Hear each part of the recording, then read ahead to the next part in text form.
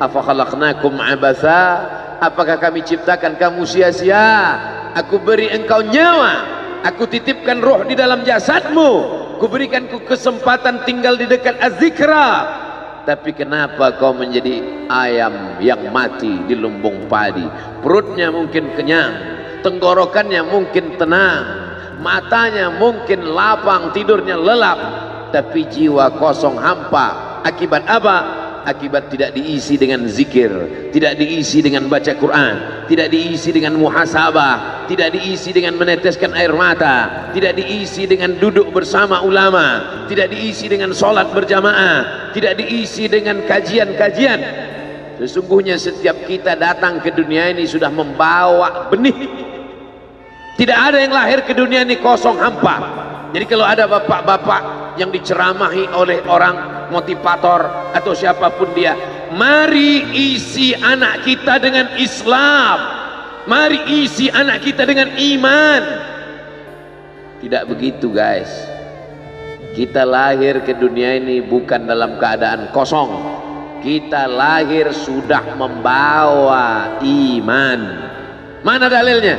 A'udzubillahi minasyaitonirrajim. Wa idz akhadha rabbuka min bani Adam.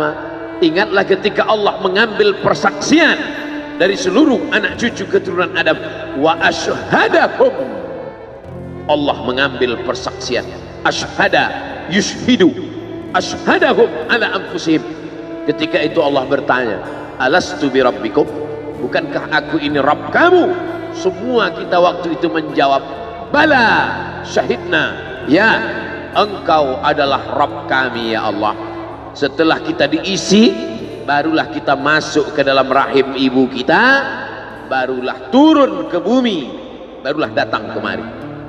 Lalu kemudian setelah di sini lupa, antaqulu yaumal qiyamati inna kunna an hadza ghafilin.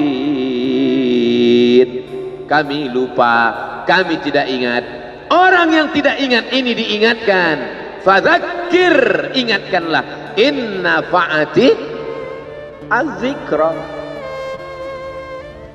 Fadzakir, berilah peringatan. Inna fa'ati az-zikra. Inna fa'ati az-zikra. Az-zikra bermanfaat untuk siapa? Liman yakhsha, bagi orang yang takut bahwa dia nanti akan bangkit dari tanah, bahwa dia akan hidup sekali lagi, bahwa roh dan jasadnya akan dipertemukan lagi. Apa mungkin kita ini akan hidup lagi Pak Ustadz? Ucapanmu sama seperti ucapan Asi bin Wa'il yang membawa tulang kering kerontang yang sudah putih tak ada lagi warna. Lalu dia bertanya, hal yuhyi rabbuka hadzal 'idhama ba'da ma baliya wa ramma. Apakah bisa Tuhanmu menghidupkan tulang ini lagi ya Muhammad? Nabi sallallahu alaihi wasallam diam sampai Jibril datang membawakan jawaban. Qul yuhyiha alladhi ansha'aha awwala marrah. Katakan ya Muhammad sallallahu alaihi wasallam kepada Asi bin Wa'il yang tak percaya bahwa tulang itu akan hidup sekali lagi.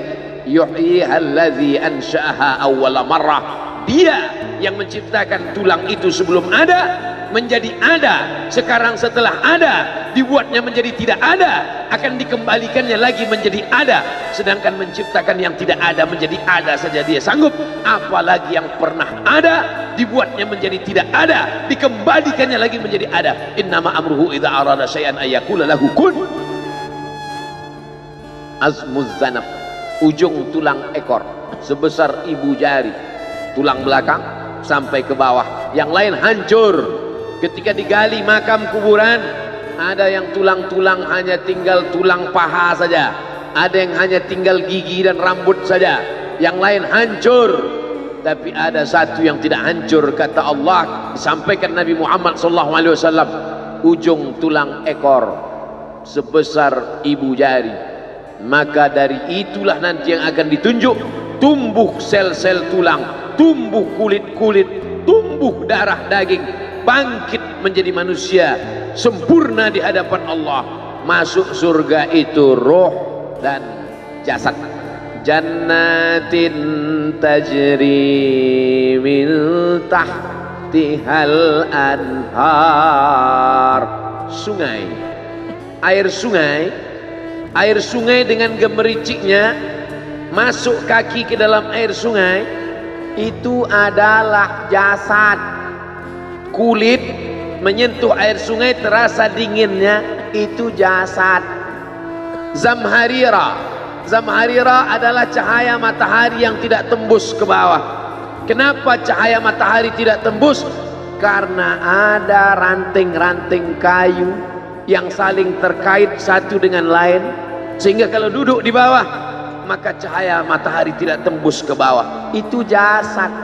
Maka yang masuk surga itu adalah roh dan jasad menurut Ahlus Sunnah wal Jamaah. Kalau masuk surga cuman roh, saya nggak mau. Mimpi masuk surga. Abdul Somad akan masuk surga beserta roh dan jasad, kembali sempurna. Makanya kata Nabi, la yadkhulul jannata ajuz, tak masuk surga orang tua. Menangis semua orang tua, sedih karena tak masuk surga. Nabi tersenyum, kata Nabi, bukan kamu tua tak masuk surga, kamu akan kembali muda usia belia 30, 31, 32, 33. Karena masuk surga itu adalah orang-orang muda, anak-anak muda yang bisa menikmati dunia. Begitulah mereka masuk ke dalam surga. Apa makna ucapan Nabi itu? Ruh dan jasad masuk ke dalam surga Allah. Lagi-lagi kita sedang diajarkan keseimbangan, bahwa kita lahir membawa iman, tapi iman ini bisa mati. Benih letakkan di tanah pasir kering kerontang, tidak disiram, mati dia, kering. Bagaimana menghidupkannya? Dihidupkan dia dengan ilmu. Tidak ada majelis ilmu yang paling banyak untuk saat ini. Majelis ilmu di Az-Zikra, semua ustadz didatangkan kemari. Ustadz Tengku Zulkarnain, Abah Raud tidak usah disebut lagi, memang beliau guru dari almarhum, Masya Allah tabarakallah. Lalu kemudian para masyaikh, Ustadz Adi Hidayat, Buya Yahya, tak dapat disebutkan satu persatu. Kiai Haji Abdullah Gimnastiar, para alim ulama, alumni Al-Azhar Mesir, alumni dari Yaman, Tarim Hadramaut, Darul Mustafa, Rubat Tarib, berdatangan kemari semua. Majelis ilmu, majelis ilmu. Lagi-lagi ayam mati di lumbung padi. Apa sebenarnya yang terselit dari peribahasa itu? Iman mati karena tidak disirami dengan ilmu. Ilmu. Datang seorang jamaah menemui saya, Ustadz Somad, saya kena penyakit insomnia, gak bisa tidur malam. Jam 2 malam mata saya masih berkedip-kedip. Bismika Allahumma ahya wa amut, gak mempan. Sebabnya apa Pak? Sebabnya saya beli tanah. Setelah beli tanah, tanam kelapa sawit, dipupuk, dijaga, 3 tahun berbuah. Pas mau dipanen, sudah dipanen orang duluan. Ternyata tanahnya bermasalah, dibawa ke pengadilan, dia yang menang. Akhirnya sampai jam 2 malam gak bisa tidur. Apa yang terlintas dalam pikiran? Kenapa beli tanah, kenapa tanam sawit, kenapa beli tanah, kenapa tanam sawit, kenapa diambil orang, kenapa dulu gak ternak ikan aja, kenapa gak ternak puyuh. Berbulan-bulan gak bisa tidur. Akhirnya pergi ke psikiater. Pak psikiater, ya saya sudah 2 bulan gak tidur-tidur Pak psikiater. Akhirnya Pak psikiater buat resep. Ini obatnya, yang ini dimakan sebelum makan, yang ini dimakan setelah makan, yang ini 3 kali, yang ini 2 kali. Akhirnya memikirkan resep itu, makin gak bisa tidur. Dimakan, tertidur. Dosisnya habis, terbangun. Kenapa beli tanah, kenapa tanam? Setelah dimakan, muncul masalah baru. Terlalu banyak makan obat, terjadi kekacauan tubuh, akhirnya kena buah pinggang, muncul masalah baru. Sampai akhirnya saya ketemu MP3 Ustadz, saya dengarkan sebelum tidur malam. Begitu saya dengar, saya tertidur. Makanya saya tidak marah kalau ada jamaah tertidur. Itu menunjukkan jiwanya tenang, karena dia tidak kena penyakit insomnia. Orang Amerika, orang Eropa, mobilnya mewah, apartemennya cantik, rumahnya megah, duitnya banyak, dolarnya bejibun, gak bisa tidur. karena masalah hidup dunia. Kita naik angkot kelewatan gang. Itu menunjukkan apa? Di mana letak ketenangan itu? Huwallazi anzala sakinata fi qulubil mu'minin. Dia yang menurunkan ketenangan ke dalam hati orang yang beriman. Oleh sebab itu maka iman ini mesti disiram dengan ilmu. Majelis ilmu adalah majelis zikir. Majelis ilmu adalah majelis turunnya rahmat dan barakah.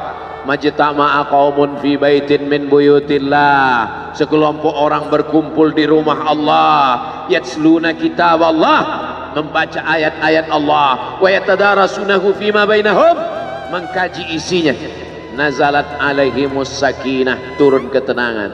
Wasyat bihimur rahmah, turun rahmat kasih sayang Allah. Haffat bihimul malaikah, dikelilingi oleh para malaikat. Wa dzakarahumullahu fi man indah, dibanggakan Allah Ta'ala dengan para malaikat. Tadi malam ketemu dengan murid dari Syekh Muhammad Yasin bin Isa Al-Fadani di Zawiyah Raudhah. Ketemu, cium tangan, barokah, zikir, sholawat, tenang jiwa. Lalu kemudian subuh ini ketemu dengan Abah Raud, ketemu dengan para penghafal Quran, ketemu dengan santri-santri, tenang jiwa. Tidak ada yang menenangkan jiwa ini selain daripada majlis zikir, majlis ilmu. Betapa meruginya ayam-ayam mati di lumbung padi. Benih tidak disiram, mati. Benih yang disiram dengan majlis ilmu tumbuh, tapi tidak berbuah. Maka mesti disiram pakai pupuk buah. Datang konsultasi, ini kenapa tidak berbuah? Kenapa ini tidak berbuah? Karena ternyata dia mesti diamalkan. Sudah dapat ijazahnya, sudah talaqi, sudah halaqah, kenapa enggak berbuah? Belum diamalkan. Paksa-paksakan diri sebelum tidur malam, wudhu dulu, sholat witir. Paksa-paksakan diri bangun malam, tahajud. Paksa-paksakan diri siang, sholat qabliyah, sholat ba'diyah. Paksa-paksakan diri pagi, sholat duha. Paksa-paksakan diri, sholat subuh berjamaah. Barulah dia berbuah. Kalau dia tidak berbuah, dia hanya sekedar pokok kayu yang hanya membuat sampah saja. Tapi paling tidak tempat orang bernaung di bawah ketika panas. Tapi manfaatnya tidak sesuai karena yang ditunggu itu buahnya. Masa pohon kayu rindang besar tidak berbuah, sementara semangka yang kecil buahnya besar? Oleh sebab itu maka mesti berbuah. Benih disiram, berbatang, berputih, berbuah. Buahnya ranum, cantik dan indah. Begitu dibelah tak bisa dimakan. Kenapa? Ulat semua isinya. Oleh sebab itu mesti dijaga. Benihnya disiram. Apa yang bisa menjaga ini? Diprotek dia. Kenapa apel tidak dimakan ulat? Bukan karena ulat tidak sanggup beli apel, tapi karena disemprot pestisida. Ulat tahu ini ada pestisidanya, maka dia tidak makan. Kita nggak tahu, dimakan. Ikan asin tidak dikerubungi lalat. Tidak ada satupun lalat yang hinggap di ikan asin. Kenapa? Karena lalat tahu ikan asinnya pakai formalin. Manusia nggak tahu. Pintar mana manusia dari lalat? Jangan jawab. Akhirnya orang makan, menumpuklah pestisida dan formalin dalam darah. Apa namanya? CANCER, cancer. Karena dia tidak larut dalam tubuh. Yang lain-lain larut. Makanan-makanan larut menjadi energi, menjadi sampah, dibuang menjadi kotoran. Sama seperti daun, kalau jatuh ke tanah larut menjadi pupuk. Tapi plastik tidak larut, maka plastik sampah bertebaran. Oleh sebab itu maka ini mesti dijaga. Apa yang bisa menjaga buah apel supaya tidak berulat? Jagalah dia dengan ikhlas. Kamu kenapa nggak ke masjid? Saya kalau ke masjid riak, maka saya nggak ke masjid biar ikhlas. Tarkul amal li ajlin nas riak. Kata Imam Fudail bin Iyad, tarkul amal li ajlin nas riak. Tidak jadi beramal karena takut dipuji orang, riya. Wal amal li ajlihim syirik. Beramal karena ingin dipuji orang, syirik. Kenapa kamu nggak pakai sorban? Takut dipuji orang, riya. Pakai saja sorban anak, jangan takut dipuji orang. Pakai sorban, yakinkan diri. Baik, Ustaz kenapa nggak pakai sorban? Ada masanya nanti. Tarkul amal li ajlin nas, riya. Tapi beramal, tapi saya nggak tahan Pak Ustaz, dipuji orang. Luruskan, karena pujian pasti akan selalu datang. La'atiyannahum min baini aydihim wa min khalfihim wa an aymanihim wa an syama'ilihim. Datang dari depan, dari belakang, dari kanan, dari kiri, dari dalam. Alladzi yuwaswisu fi sudur, dari dalam, dari depan, dari belakang, dari kanan, dari kiri, dari dalam, dari dua aspek, minal jinnati wan nas, dari yang zahir, dari yang batin, berdatangan dia. La ughwiyannakum, aku akan goda anak cucu Adam. Sampai kapan? Madamat arwahuhum fi ajsadihim, selama roh masih bersemayam dalam jasad, selama masih hidup, dia terus menggoda. Kapan kita berhenti dari godaan ini? Nanti setelah terbaring, terbujur kaku, bahkan sampai mau sakaratul maut pun dia tetap menggoda. Itulah makanya orang berzikir tidak bisa digoda waktu sakaratul maut. Kenapa? Karena la ilaha illallah akan terngiang di telinganya. Subhanallah walhamdulillah wa la ilaha illallah wallahu akbar. Subhanallah walhamdulillah wa la ilaha illallah wallahu akbar. Kalau itu diucapkan sekali, 10 kali, 100 kali, 1000 kali, terngiang dia di telinga kita. Bahkan ketika kita mau tidur malam pun terngiang dia. Bahkan ketika kita mengigau di tengah malam pun itu yang terngiang. Maka saat mau sakaratul maut pun itu juga yang akan datang. Apa yang kau ucapkan, apa yang kau dengar, apa yang kau pikirkan, apa yang kau renungkan, itu yang akan datang waktu sakaratul maut. Seorang bapak sudah divonis dokter, panggil istrinya, panggil anaknya, bawa ini ke rumah, nunggu malaikat maut datang. Sudah nggak ada obat, bapak sudah koma, nggak sadar-sadar di rumah sakit. Kalau tetap dipertahankan di ruang ICU, hanya ngabiskan uang saja. Dokter kasihan dengan keluarga, bawa ini pulang, karena kalau dibawa pulang pasti mati.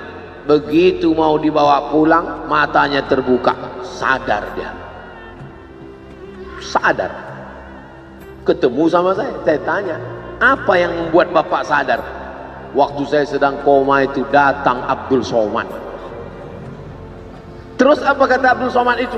Nanya kapan tablik akbar. Akhirnya saya terbangun. Kapan tablik akbar? Saya terbangun, saya pulang ke rumah, saya kumpulkan panitia buat tablik akbar. Datang, saya heran, kok bisa saya yang datang waktu itu?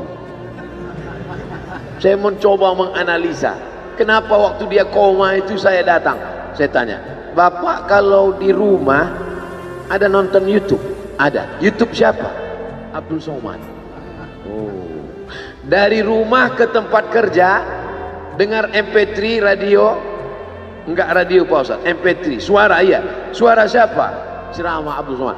Baru saya connect. Ternyata apa yang sering didengar, apa yang sering ditonton, apa yang sering dipikirkan, itulah yang akan datang ketika kita koma. Hati-hati yang suka sinetron Korea, hati-hati yang suka Bollywood, itu yang akan datang nanti waktu kau koma. Saudaraku yang dimuliakan, saya tidak nakut-nakuti, cerita aja. Tapi yang ketiga, subhanallah, bukan subhanallah, astaghfirullahalazim, astaghfirullahalazim, astaghfirullahalazim, astaghfirullahalazim, astaghfirullahalazim.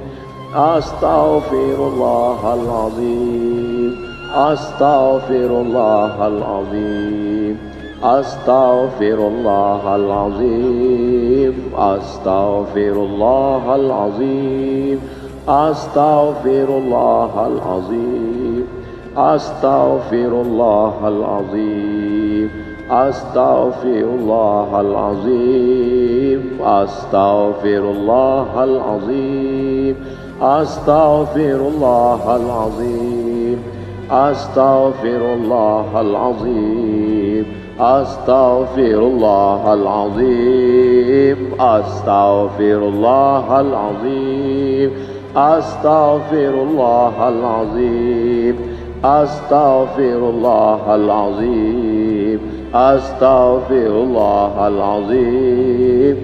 Mudah-mudahan saat kita akan sakaratul maut, itulah yang akan datang ke telinga. Waktu saya melantunkan astaghfirullahalazim dengan irama itu, siapa yang terbayang tadi? Ustaz Al-Mukarram Sa'ari bin Il. Almar'u ma'aman ahab. Orang akan tetap selalu bersama. Tetap selalu bersama. Itulah lantunan pertama yang saya dengar pertama kali di Pekanbaru, di halaman sekolah polisi SPN Pekanbaru. Sekarang sekolah polisi itu sudah jadi kantor Kapolda karena pindah. Setiap saya lewat di situ, kenangan. Disinilah pertama kali, dan itulah lagu itulah sampai hari. Maka kalau saya lantunkan, saya ingat orangnya, saya terbayang wajahnya. Itu betul kata Nabi, almar'u ma'aman ahab. Orang tidak akan pernah. Saya kalau diundang untuk ceramah kemarin berpikir 2-3 kali. Dulu saya membaca riwayat tentang Bilal bin Rabah yang pindah ke Damaskus setelah Nabi meninggal. Saya tidak paham cerita itu, karena Bilal bin Rabah pindah ke Damaskus, tidak mau azan lagi.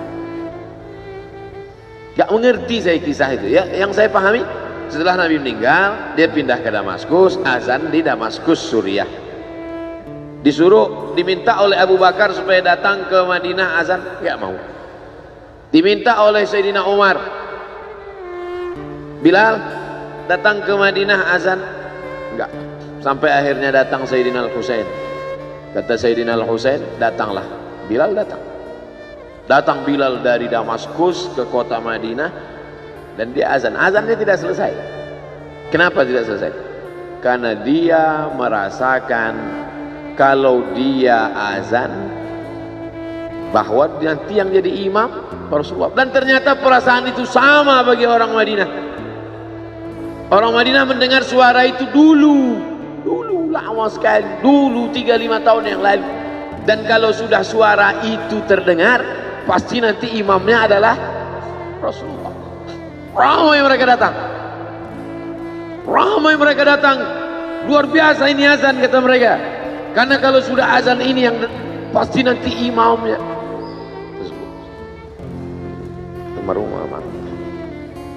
Al-Fatihah. Alhamdulillahirrahmanirrahim. Ar-Rahmanir-Rahim. Maliki yaumiddin. Iyyaka na'budu wa iyyaka nasta'in. Ihdinas siratal mustaqim. Siratal ladzina an'amta 'alaihim ghairil maghdubi 'alaihim waladdallin. Amin. Allahumma ighfir lahu warhamhu wa'afihi wa'fu anhu wa akrim nuzulahu wa wasi' madkhalahu waghsilhu bil ma'i wal thalji wal barad wa naqqihi minal khataaya kama yunqqa ath-thawbul abyadu minad danas wa abdilhu daran khairan min darihi wa ahlan khairan min ahlihi wa qihi min fitnatil qabri wa 'adzabil nar.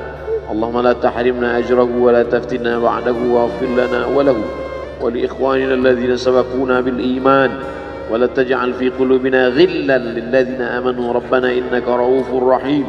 اللهم اجعل أهله وتلامذته وطلابه من الصابرين الذين إذا أصابتهم مصيبة قالوا إنا لله وإنا إليه راجعون. اللهم اجعل أبناءه وبناته من الصالحين والصالحات واحفظهم من كل سوء وشر. اللهم اجعل هذا المعهد الذكر معهدا عظيما مباركا تخرج منه الطلاب والطالبات من المجاهدين والمجاهدات في سبيلك بأموالهم وأنفسهم. اللهم احفظهم من الظلمات، اللهم أخرجهم من الظلمات إلى النور، اللهم وفقنا لما تحبه وترضاه اللهم اجعل أبناءنا وبناتنا من حفاظ القرآن والحافظات اللهم اجعل قبره روضة من رياض الجنان لا تجعل قبره حفرة من حفر النيران وصلى الله على سيدنا ومولانا وشفيعنا وذخرنا محمد وعلى آله وصحبه وسلم والحمد لله رب العالمين. Kalau sayang dengan almarhum, hidupkan majelisnya, ramaikan, bangkitkan semangat, tunjukkan kepada Allah Subhanahu wa taala bahwa kita cinta. Sab'atun yudhilluhumullah, 7 orang yang dapat naungan yauma la illa dhilluh, hari itu tak ada naungan kecuali naungan Allah.